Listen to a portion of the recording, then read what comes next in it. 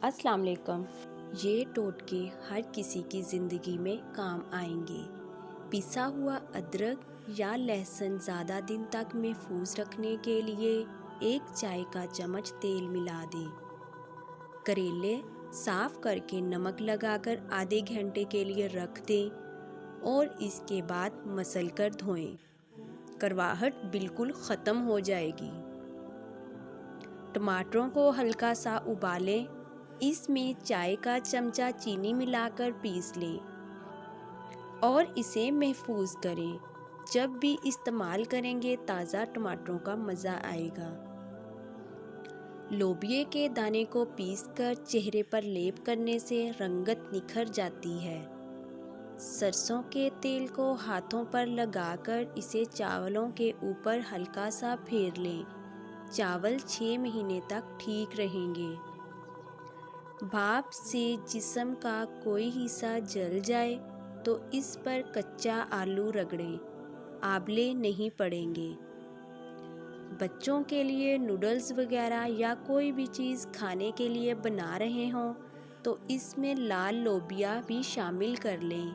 Iron की कमी पूरी करने के अलावा मसूड़े भी मजबूत करता है। अगर आप अपने किचन में लाल बेग का दाखला बंद करना चाहते हैं तो किचन के कोनों में बोरिक पाउडर छिड़क दें। चावलों को उबालना हो या इसमें से पानी निकालना हो, इसमें चंद कतरे नींबू के डाल दें।